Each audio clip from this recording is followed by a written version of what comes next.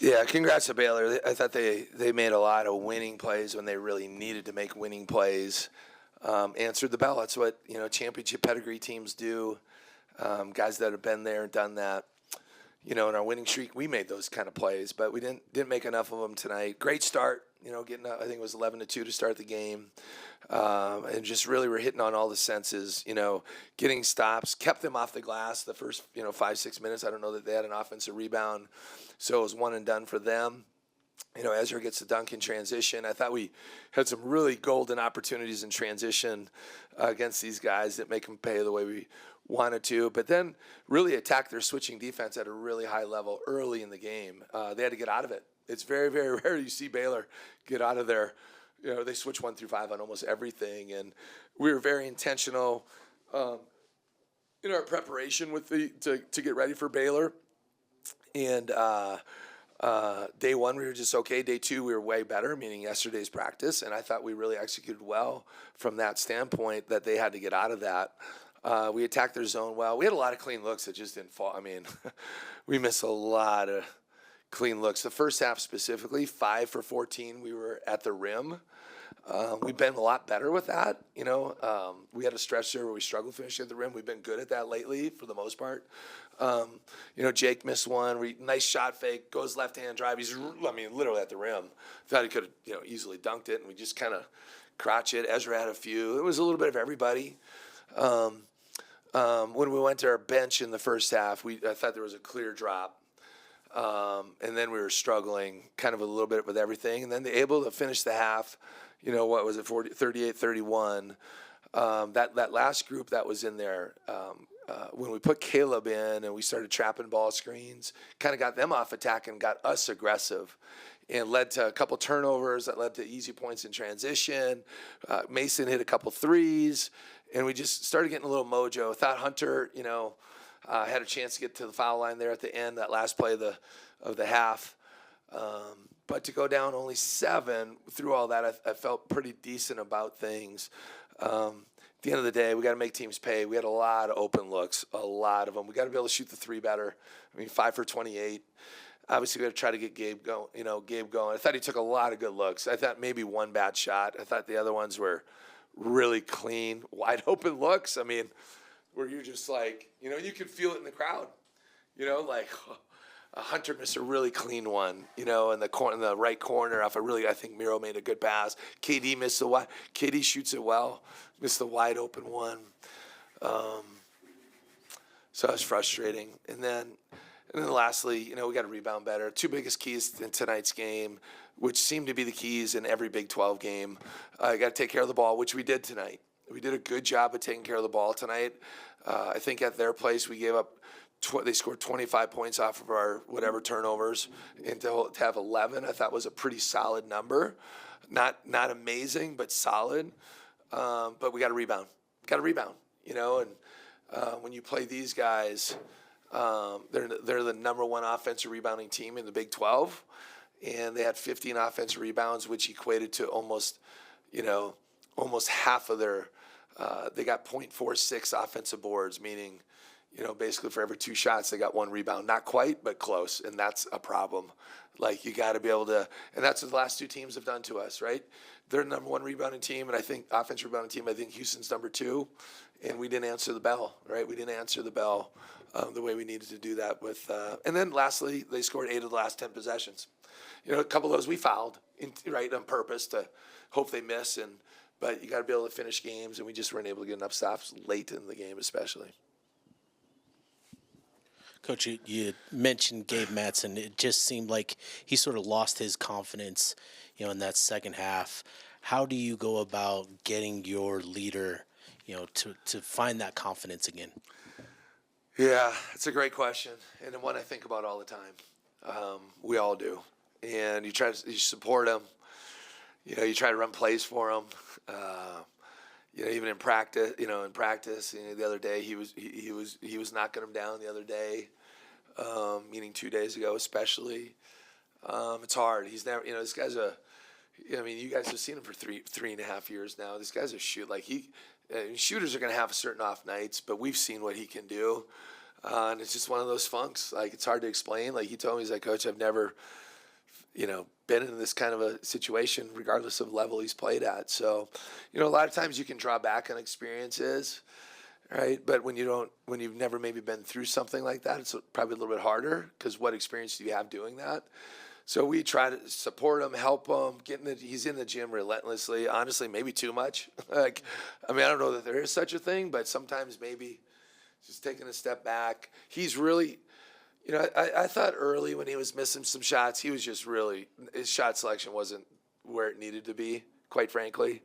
So maybe he's thinking about that. Is this a good one or is it not? I feel like he's taken, sometimes when you're a guy like him, I've always believed like you kind of got to let those guys go a little bit so they're not thinking twice, and I don't know that he's thinking twice. He's become a better playmaker as a whole. So I'm hoping it's just the funk here. We need him. Obviously 5 for 28 is not going to get it done from the three. We got to be better, and he's got to keep supporting him, man, and putting the time and encouraging him and helping him the best that we can. And we believe in him, obviously. And his teammates believe in him. That's the thing is like every one of those guys when he shoots are like, I still think they're going in, and maybe that's too much confidence in them, but they're all right there. How many until maybe the last couple, but we got to get them going. We got to get our team going from shooting the three. Craig, you've mentioned a lot that the Big 12 is a learning curve, and I'm curious to ask you just about the missed layups and the missed open shots. Yeah. Is that, I guess, an impact of the change of physicality that this league brings, or do you just see that more as unforced errors in the ebbs and flows of a game? You're not going to make every shot. I felt like, when we were winning, those 3 games we won in a row, we finished a ton of play. Ezra's getting a lot better at finishing around the basket. Now, he missed a few in the first half, a couple uncontested, but not, he's become, when you think back to where he was in November, December, I think of the Mississippi State game. The amount of things that we showed on film of him not finishing plays. He's become a way better finisher with both hands. And he's always had a knack to get fouled. Again, tonight against that team, he shoots 11 free throws. Now, you'd like to see him make a few more. But I do think when you start missing those, generally speaking, it is the speed, right? They just can get you sped up with their athleticism, get you going just a little fast. I do feel like we've gotten way better at that, but it did kind of rear its head for sure against Houston. And then the first half. The second half, we finished most of those plays, right? The shots, there's ebbs and flows to the game. And I don't know that I didn't feel like they really sped us up. I thought we had a lot of clean looks. It just didn't go in tonight. It was just kind of one of those nights, so I don't know that it was anything specifically that they did. I thought we just had a lot of clean looks that didn't go. At the end of the day, guys, we still, now 61 points, but it was a low possession game. We were still at almost a point of possession. We were a smidge under a point of possession, but we gave up 1.18 points of possession. That's, you got to be able to, look at this teams in this league at the top, they all guard. They all really guard. And we got to be better defensively. We got to rebound. Too many second chance opportunities for these guys, to beat them. Miro's minutes have been sporadic the last few weeks. Yeah. What maybe changed this week? Was it just a hot hand, or what have you seen from him that gave you the confidence to keep him in the game tonight? Yeah, listen, Miro hasn't been playing his best basketball, and his minutes have been all over. And also Mike has been playing really well. So it's a little bit of a combination. And then the other part, Hunter's been playing well. Hunter's been playing really well. Hunter at TCU and against BYU, closed the game at the point, and he made some big time plays both of those games. So, but Miro, obviously there's probably a little extra incentive, right? Being he played at Baylor, he's not going to say. Well, he might say it, but he's not saying that to us. But I just felt like he clearly had a real edge out on that floor. When I say edge, I'm just saying he was playing with a chip on his shoulder. He was playing with a motor, and it was super aggressive on both sides of the ball, but within the team concept of it, he had a great edge and energy, and thought he brought something to the table out there, a bit of a spirit, And it was nice to see him, make a couple shots. What stood out to me more was like he got to the, he had 6 for 6 from the free throw line. And so that was good to see. So, it's hard. As a coach, it's always this fine line. I just felt like we had such a good start, and then we just had it was just like, where are we at? And so sometimes you can start searching, and that's not necessarily a good thing, but it ended up being a good thing tonight, like that last group with that lineup, Caleb, Miro, Mason, Hunter, and KD really fought and gave us a chance fought us to get back to 7 points at the end of the half, and those guys I thought showed some spunk that way, and so but hopefully Miro can keep on going. Going back to the offensive rebounds, especially there in the second half, I think there was a couple different times where they came up in some really critical moments. Did you kind of feel like them being able to get those rebounds, extend some of those possessions, oh my gosh, impact you on the other end where there's just not that much rhythm? I feel like they've always been. Typically my teams are really good rebounding teams. Now we always haven't had that at Utah, but this has been a good rebounding team. 2 years ago we were an elite defensive team. To be elite defensively, you got to finish possessions. So we were able to. How many times did they go late to the clock? And obviously, when they were up by 8 to 10, they were going long possessions, to shorten the game. And then how many times did they make a play? Even the one shot clock's at 2, and Edgecombe, shot fakes. Ezra jumps, step through, shoots it off of one leg, and makes it. Right. The two possessions that really stand out to me, the two that really stand out, I think it was Wright drives hard left-hand drive. We call baseline drive, baseline drift. Ezra gets there a half a second late. Edgecombe sticks the corner 3. That was a big shot in that game. That was a big shot. And then Omir is driving left, towards our, what I call the Lakers seats.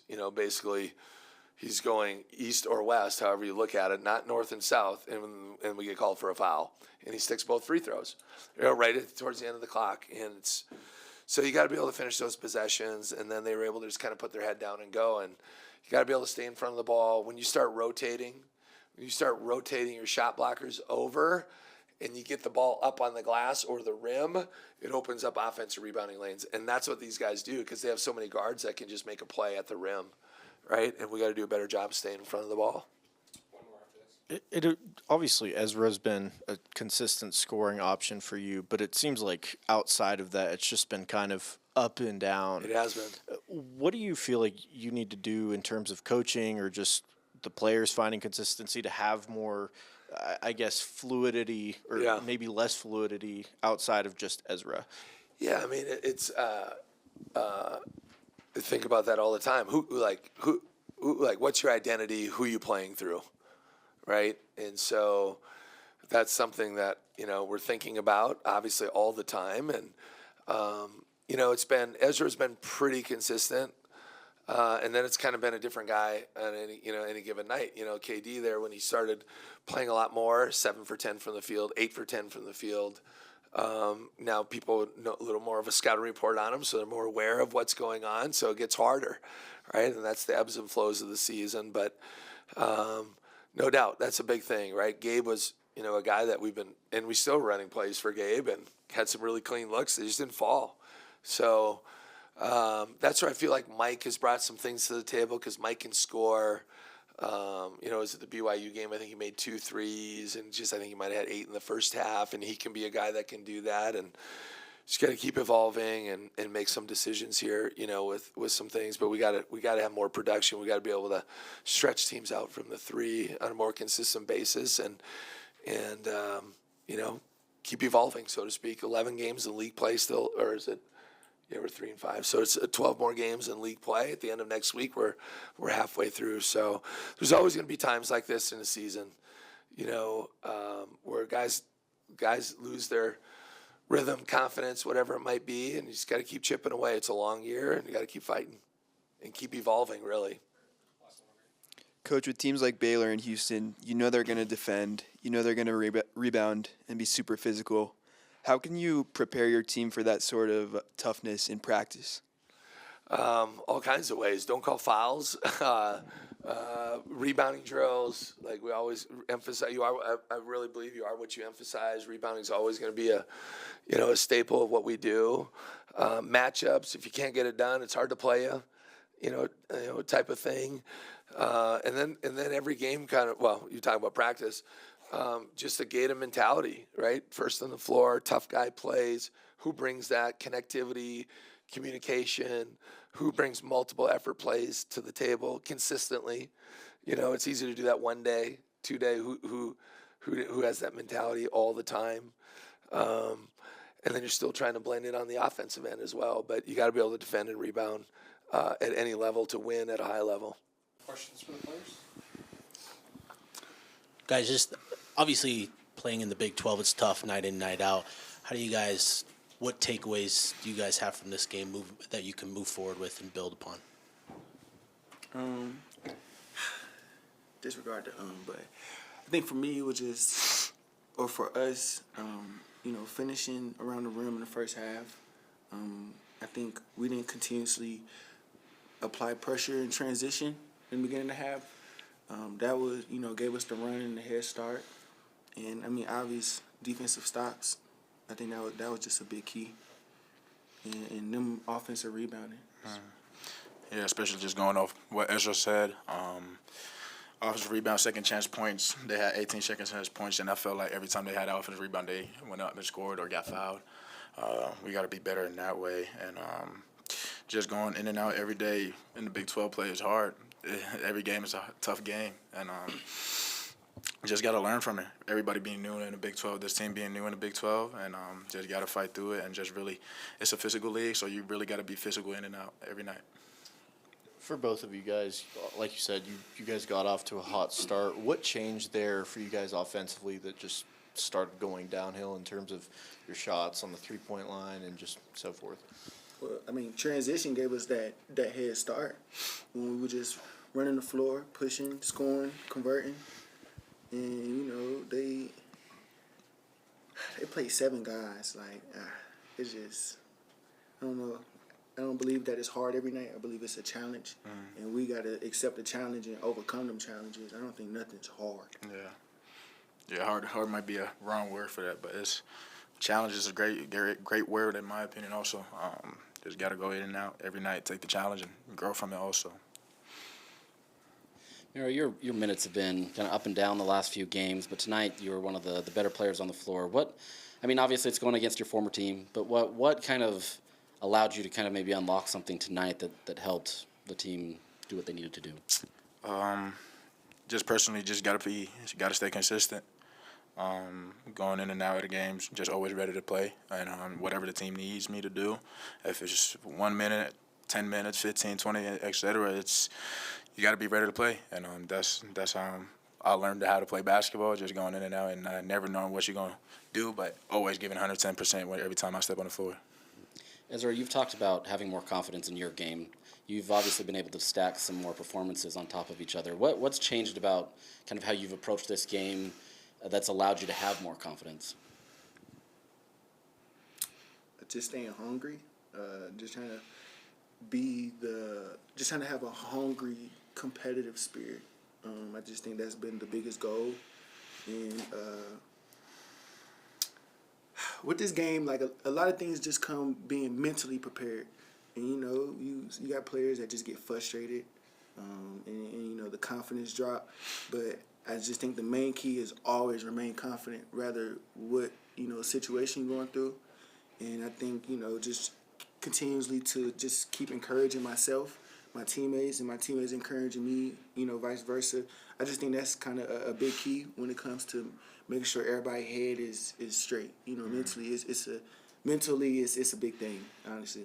Just always being confident. So I just been being confident, playing hard, and again, the sky's the limit. I'm not at my best, I feel like, and I feel like I always can do better, and I always say that. So it's just consistency, just trying to build consistency, and that's also a challenge, being consistent at basketball, because teams got scouts, and when you look at the first half, you try to adjust in the second half. So, I mean, it's a lot of things about it. But, I mean, for me, it's just being mentally prepared, encouraged. The last time you guys faced this team, they just ran away with the game from the start, but you guys were able to keep it close with them up until the final 2 minutes, I think. Are there any positives that you can take away from that, knowing that, even though the outcome isn't what you guys wanted, you guys were able to hang in there against them this time rather than last time? I think one of the key things is just having fast break points, starting off the game fast, having 18 fast break points through their 7, and just converting off their turnovers also. And a big thing is getting to the free throw line. We got to the free throw line 20 times. We got to make 60%. It's just not enough as a team. And just seeing that they went to the free throw line 20 times and we went 20 times, and they made 17 and we made 12. So it's them little things that matter also. But there's a lot of positive to take also, and you always got to look at a game from both sides. I feel like it's never just negative, never just positive. There's both things in the game. All right, thanks, Joe. Thanks, Appreciate it. Thanks, guys.